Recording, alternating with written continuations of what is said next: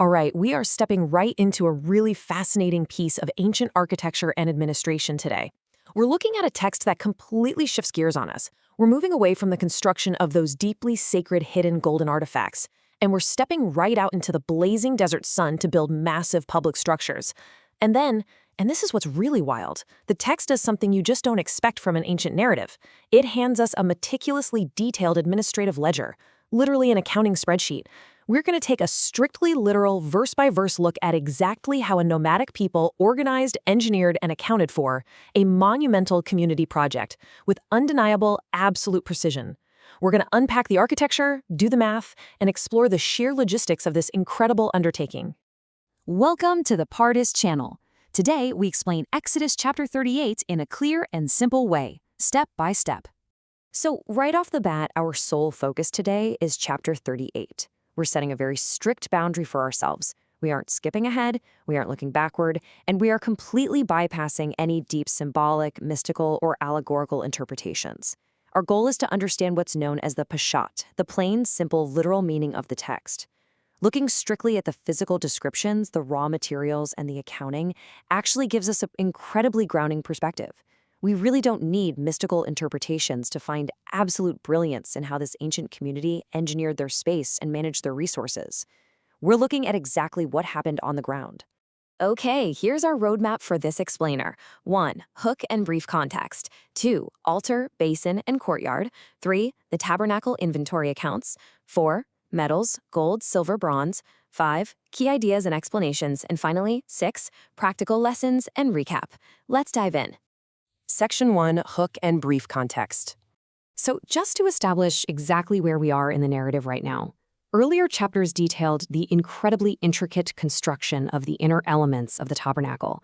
Items like the Ark of the Covenant and the golden lampstand. Now, those items were relatively small, highly detailed, and meant to be housed in the dark, quiet, inner sanctum where only the priests were allowed to go. But now the text moves us outside. We are establishing the outer perimeter, essentially the public square. This courtyard is where the daily communal activities, the noise, the fire, and the sacrifices are all going to take place. This is where the everyday person interacts with the structure. The first half of chapter 38 covers the physical creation of this public outer space in 3 very precise steps: the bronze altar, the bronze basin, and the courtyard hangings. Section 2, Altar, Basin, and Courtyard. Let's start our literal, verse-by-verse walkthrough. Verses 1 through 7 give us the exact blueprint for the bronze altar. This is the massive altar of burnt offering. The text gives us exact dimensions. It's 5 cubits long and 5 cubits wide, making it a perfect square, and it stands 3 cubits high. Now, to put that into plain English, a cubit in the ancient world was based on the length of a man's forearm, roughly 18 inches. So to put that in perspective, this structure is 7.5 feet wide and 4.5 feet tall. It's massive. The core of it is made of acacia wood.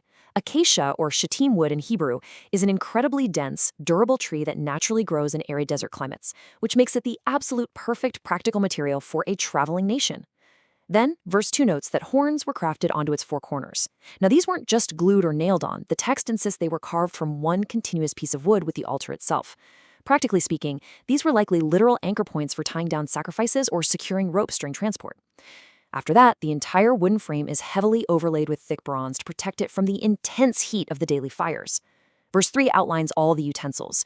Every single tool used for this altar is crafted entirely from solid bronze. You've got pots to gather and remove greasy ashes, flat shovels, sprinkling basins for the blood, meat forks for handling the offerings, and fire pans for carrying hot coals. Verses 4 and 5 describe a really crucial piece of engineering, a bronze network grating placed exactly halfway up the inside of the altar, supported by a ledge. This wasn't just decorative, right? Think about it. A massive fire requires constant oxygen.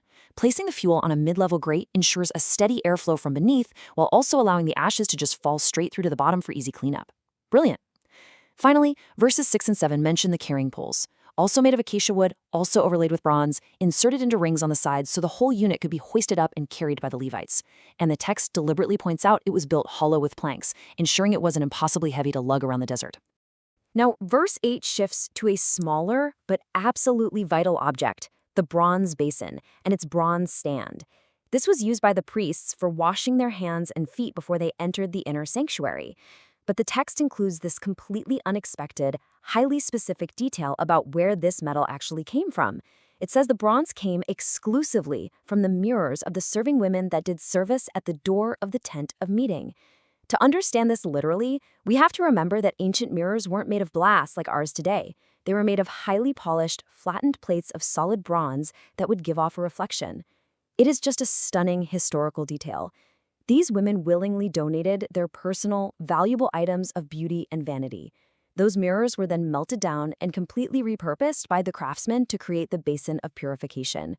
It's a profound physical transformation of materials, and it's recorded right there in the ledger for us to see. Moving on, from verse 9 all the way through verse 20, the text zooms out to construct the grand perimeter. This creates a massive rectangular courtyard, and the dimensions are huge. The north and south sides are exactly 100 cubits long. That's 150 feet of perimeter on each side, enclosed by hangings of fine twined linen. The west side, which is the back of the courtyard, is 50 cubits wide.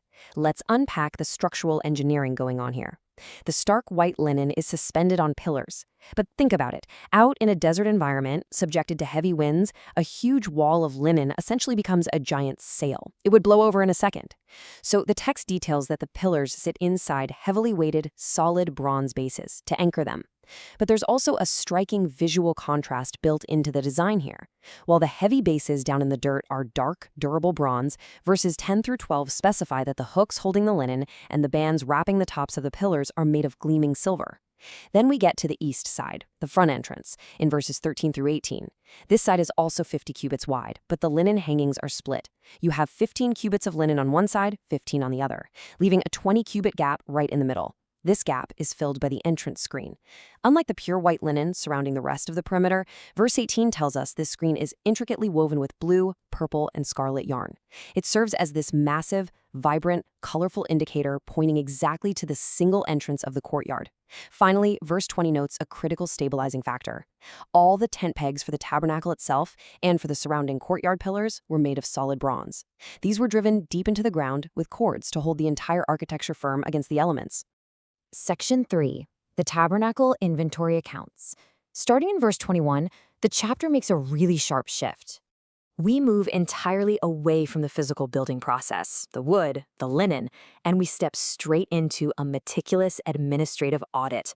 Verse 21 begins with a very specific Hebrew word, pekudei, which directly translates to the accounts, the inventory, or the numbers.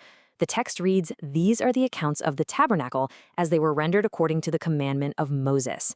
Now, this wasn't just some casual estimate. The text explains that this exact accounting was carried out through the service of the Levites, but crucially, it was directed by Ithamar, the son of Aaron the priest. Think about the chain of command happening here. Moses was the central leader who received all these donations, but he doesn't audit himself. To maintain absolute institutional integrity and unquestionable oversight over literally tons of precious metals, he delegates the accounting to a completely separate branch of leadership. It's a strict, highly organized audit of a monumental public project. Before diving into the final numbers, verses 22 and 23 pause the ledger to formally credit the two men at the very top of the organizational chart who manage this massive workforce. On one side, we have Bezaleel, the chief architect. The text explicitly notes he's from the tribe of Judah, which was the royal, most prominent, and leading tribe of the entire nation. On the other side is his second in command, Aholiab. He's from the tribe of Dan, a tribe often considered the rear guard, essentially one of the lesser tribes in the social hierarchy at the time. A literal reading shows us a beautiful picture of total national unity here. God calls upon the absolute top of the social strata and the very bottom to work side by side to build the community space. Plus, the text distinguishes their unique skills.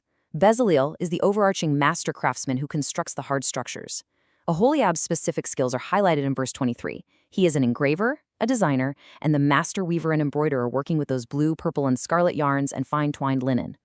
Section 4. Metals, gold, silver, bronze. All right, let's look at the actual ledger. From verse 24 to 31, the text breaks down the sheer volume of precious metals utilized. To truly understand the scale here, you have to know that the text doesn't measure in modern pounds or kilograms. It measures these metals in talents and shekels, calculated by the standard shekel of the sanctuary. A shekel is a smaller fraction used for pinpoint precision. A talent, however, is the largest ancient unit of weight. The modern equivalent of a single talent is roughly 75 pounds, or 34 kilograms. Just imagine a group of nomads out in a sweltering desert, logically having to manage, transport, and smelt 75-pound blocks of solid metal. It is a staggering logistical reality. Keep that heavy weight in your mind as we read these final numbers. But wait, before the silver is even tallied, verse 26 drops a very specific human number, 603,550. This is the exact number of men over 20 years old who were formerly counted in the national census. So why does a human population matter for a metallurgical ledger? Because the text dictates that every single one of those men gave exactly a half shekel of silver, which is called a beka. This was a mandatory flat-rate contribution. The strict rules surrounding this was that the wealthiest person could not give more than a half shekel, and the poorest person could not give less. This flat tax directly dictated the total amount of silver collected, establishing a really profound literal truth. The foundation of the sanctuary was built on exact, equal shares from every single citizen. Okay, let's systematically walk through the final tally on the ledger, starting with the gold in verse 24. This was collected entirely as a wave offering. In Hebrew, this is a tenufa, an elevation offering. It simply means it was a totally free will, voluntary gift lifted up and dedicated to the project.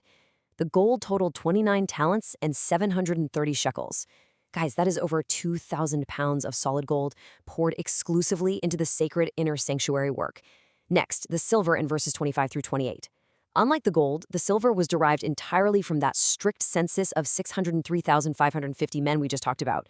The total came to exactly 100 talents and 1,775 shekels. And the text tells us precisely where thousands of pounds of silver went. Exactly 100 talents were melted down and cast to create the 100 massive foundation bases for the sanctuary boards and the inner veil. Literally 1 full talent of silver, 75 pounds per base. The remaining fraction, the 1,775 shekels, was used to make all the silver hooks, bands, and capitals for the courtyard posts. Every single ounce is accounted for. Finally, the bronze in verses 29 through 31. This was also a voluntary wave offering, and it totaled 70 talents and 2,400 shekels. That is over 5,000 pounds of bronze. The ledger dictates it was utilized for all the heavy, outer, weather-facing elements: the bronze altar, its massive grating, the heavy bases for the courtyard perimeter, and every single tent peg anchoring the structure to the earth. Section 5. Key ideas and explanations. Let's pull some insights from this. Having reviewed the math and the construction, a really brilliant, simple idea emerges when you look closely at these literal verses. There is a very clear logical theme in the text regarding the geographical shift in the materials used. Form perfectly follows function here.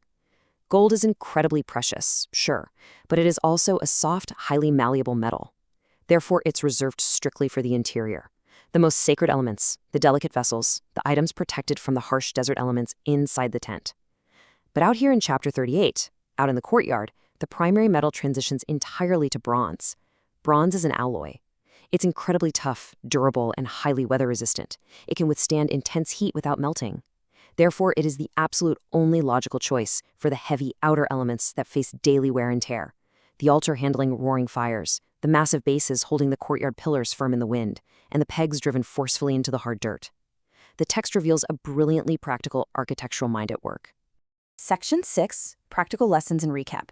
Let's talk about why this matters for us today. It's a completely fair question to ask, what practical, everyday life lessons do we actually learn from a rigid list of dimensions, talents, shekels, and bronze pegs? Well, surprisingly, the simple, literal reading of this text gives us profound wisdom for how we run our lives and our communities right now. First up, we learn the absolute necessity of transparency and accountability in leadership. Moses is perhaps the greatest prophet in this text, yet he absolutely does not handle the finances behind closed doors. He institutes a public, meticulous audit led by Ithamar. If a leader of that magnitude demands a third-party audit to ensure every ounce of donated material is accounted for, how much more should we demand and practice strict financial transparency in our modern businesses, charities, and communities? Second, we see the equal value of every single individual. Remember the silver used for the foundation bases? It came from a mandatory half shekel given by every person in the census, rich or poor, no exceptions. This teaches us that the true foundation of any healthy society is built on the equal contribution and equal worth of all its members. Third, details matter. The meticulous care in recording even the pegs and the hooks reminds us that grand visions only succeed when we actually respect the small, unglamorous details. And lastly, through the partnership of Bezalel from Judah and Oholiab from Dan, we learn the incredible value of utilizing vastly different, unique skills, from heavy metalworking to delicate embroidery, and uniting different social backgrounds for a greater shared purpose. So, to give you a clear, punchy recap of everything we just covered in Chapter 38, in the first half, we built the physical boundaries. We constructed the durable bronze altar for the heavy work, the washing basin forged from the donated mirrors of women, and the vast 150-foot outer courtyard defined by stark white live-in and anchored by bronze and silver. Then, in the second half, we shifted to pure administration. We watched a nation publicly audit and count thousands of pounds of gold, silver, and bronze, achieving complete, unwavering transparency in their logistics. It leaves us with a really profound question to think about. If these ancient people could account for every single ounce of silver, organize thousands of pounds of bronze, and built a masterpiece of engineering in the middle of a barren desert, how carefully and transparently are we managing the resources, the projects, and the communities entrusted to us today? Thank you for learning with us. If this helped you understand the chapter better, like, subscribe, and join us for the next chapter.